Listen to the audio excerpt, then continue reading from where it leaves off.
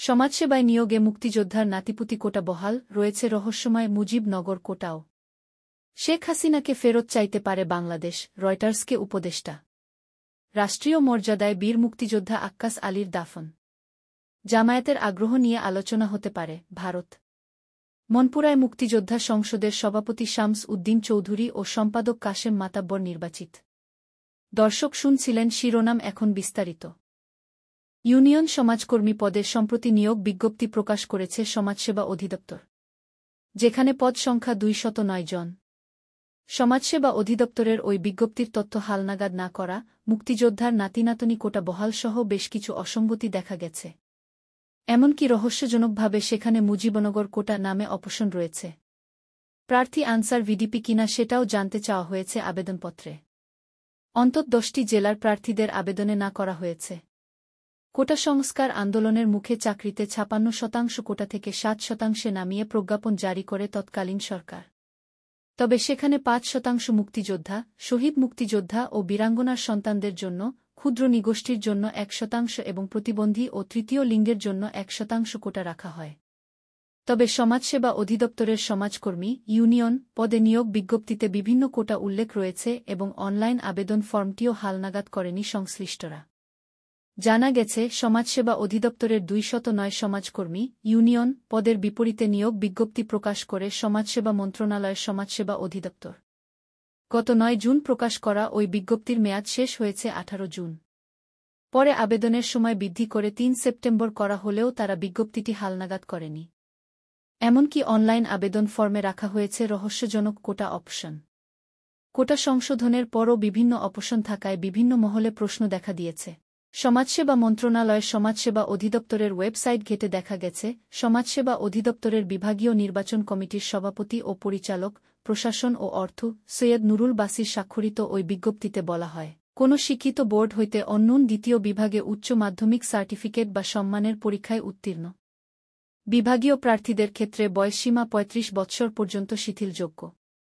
তবে রাজবাড়ী, বান্দরবান, খাগড়াছড়ি, রাঙামাটি, জয়পুরহাট, গাইবান্ধা, লালমনিরহাট, ঠাকুরগাঁও, মাগুরা ও ঝালকাঠি জেলার প্রার্থী ছাড়া সব জেলার প্রার্থীরা আবেদন করতে পারবেন। তবে সারা দেশের সব জেলার এতিম ও শারীরিক প্রতিবন্ধী কোটার প্রার্থীরা এ পদে আবেদন করতে পারবে। আবেদনের পদ্ধতি ও শর্তাবলীর 1 নম্বর পয়েন্টে বলা হয়েছে, নিয়োগের জন্য আবেদনকারী সাধারণ প্রার্থীদের বয়স 12/06/2024 তারিখে 18 থেকে 30 বছর এবং বীর মুক্তিযোদ্ধা ও বীর শহীদ মুক্তিযোদ্ধা পুত্রকন্যাগণের ক্ষেত্রে বয়স 18 থেকে 32 বছর। বীর মুক্তিযোদ্ধাদের পুত্রকন্যাগণের বয়স 18 থেকে 30 বছর। শারীরিক প্রতিবন্ধী প্রার্থীদের জন্য বয়স 18 থেকে 31 বছর। বয়সের ক্ষেত্রে এফিডেভিট গ্রহণযোগ্য নয়। 5 নং পয়েন্টের 1 এ বলা হয়েছে, অনলাইন এ আবেদনপত্র পূরণ ও পরীক্ষার ফি জমাদান শুরুর তারিখ ও সময় 12/06/2024 সকাল 10টা। 2 এ বলা হয়েছে, অনলাইনে আবেদনপত্র জমাদানের শেষ তারিখ ও সময় 18/07/2024 রাত 11টা পর্যন্ত। উক্ত সময়সীমার মধ্যে ইউজার আইডি প্রাপ্ত প্রার্থীগণ পরবর্তী 72 ঘণ্টার মধ্যে SMS-এ পরীক্ষার ফি জমা দিতে পারবেন। সমাজসেবা অধিদপ্তরের ওয়েবসাইটে প্রবেশ করে দেখা যায়, সমাজকর্মী ইউনিয়ন পদের ওই অনলাইন বিজ্ঞপ্তিতে দেখা যায় 9 জুন বিজ্ঞপ্তি প্রকাশ আর আবেদনের ডেডলাইন 3 সেপ্টেম্বর 2024 রাত 11টা পর্যন্ত দেখানো হয়েছে। কিন্তু তাদের ওয়েবসাইটে সংশোধিত কোনো বিজ্ঞপ্তি পাওয়া যায়নি। অনলাইন আবেদন ফর্মে গিয়ে দেখা যায়, ওই পদে প্রার্থীর বিভিন্ন তথ্য চাওয়া হয়েছে। সেখানে শারীরিক প্রতিবন্ধী আনসার ভিডিপি কোটার চাহিদা রয়েছে। এছাড়া মুক্তিযোদ্ধা কোটার অপশনে মুক্তিযোদ্ধার সন্তান ও নাতিনাতনির চাহিদা রয়েছে। এছাড়াও ক্ষুদ্র নিগোষ্ঠী, এতিম কিনা সেটাও জানতে চাওয়া হয়েছে। তবে একই আবেদনে মুজিবনগর নামে একটি অপশন যুক্ত করা হয়েছে। সেখানে হ্যাঁ অথবা না নামের অপশন রয়েছে। এ বিষয়ে সমাজসেবা অধিদপ্তরের মহাপরিচালক ড. আবু সালেহ মোস্তফা কামাল কালবেলাকে বলেন, আগের যে ফরম্যাটটা যেভাবে আছে টেলিটকের দেওয়া, ওইভাবেই সরবরাহ করা আছে। এখন পরিবর্তন করে টেলিটকের সঙ্গে সব কিছু নতুন করে আপডেট করা দরকার ছিল। ফলে আগামীতে সংস্করণ নতুনভাবে করা হবে। যে বিষয়গুলো আছে আগামীতে করা হবে। যেগুলো আপনি বলছেন এগুলো করলে একেবারে আপডেট সুন্দরভাবে হবে। সবকিছু হালনাগাদ করে শুরু করতে গেলে পর্যাপ্ত সময় পাওয়া যেত না। এখানে প্রত্যেককে বলে দেওয়া হয়েছে নতুন যে কোটার সার্কুলার হয়েছে সে অনুযায়ী সব জেলার লোকেরা সমান সুবিধাপ্রাপ্ত হবে, এটা ক্লিয়ার করা হয়েছে। বাংলাদেশের পলাতক সাবেক প্রধানমন্ত্রী শেখ হাসিনাকে ভারতের কাছে ফেরত চাওয়া হতে পারে বলে জানিয়েছেন অন্তর্বর্তী সরকারের পররাষ্ট্র উপদেষ্টা তৌহিদ হোসেন। শনিবার বার্তা সংস্থা রয়টার্সকে একথা জানান ইউনূস সরকারের এই উপদেষ্টা।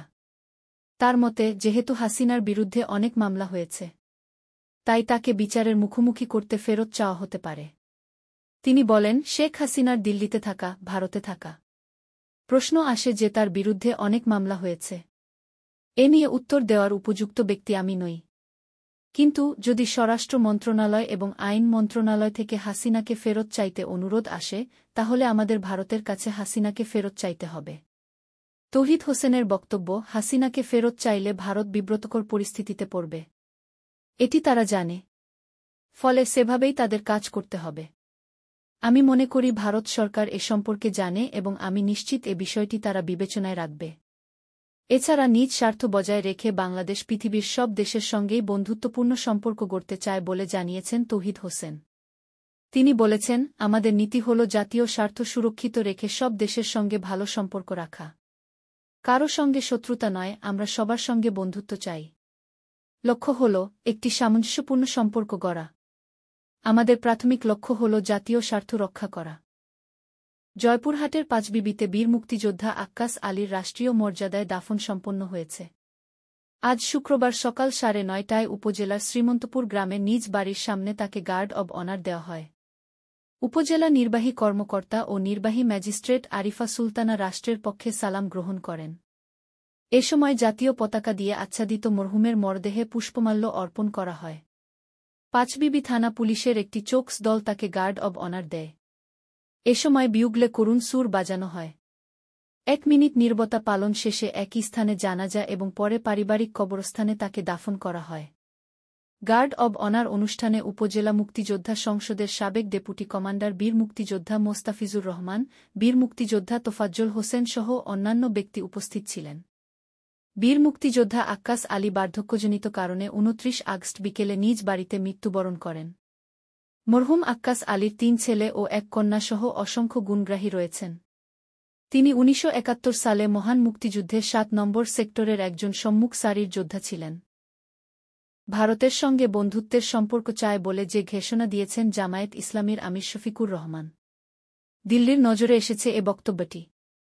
দেশটির পররাষ্ট্র মন্ত্রণালয় আশা করছে, ভবিষ্যতে এ নিয়ে আরও আলাপ আলোচনা হতে পারে। ভারতের পররাষ্ট্র মন্ত্রণালয়ের মুখপাত্র রণধীর জয়সওয়াল শুক্রবার 30 আগস্ট দিল্লিতে মন্ত্রণালয়ের সাপ্তাহিক ব্রিফিংয়ে সাংবাদিকদের প্রশ্নের জবাবে এই মন্তব্য করেছেন। ব্রিফিংয়ে বাংলাদেশ প্রসঙ্গ নিয়ে সাংবাদিকরা নানা প্রশ্ন করেন। এগুলির মধ্যে যেমন ছিল জামায়াত ইসলামীর উপর থেকে নিষেধাজ্ঞা প্রত্যাহার, তেমনি ছিল সাম্প্রতিক বন্যার দায় কার, তা নিয়ে বাংলাদেশের একাংশ থেকে ভারতের দিকে অভিযোগের আঙ্গুল তোলা এবং বাংলাদেশে ভারতীয় প্রকল্পগুলির ভবিষ্যৎসহ নানা বিষয়।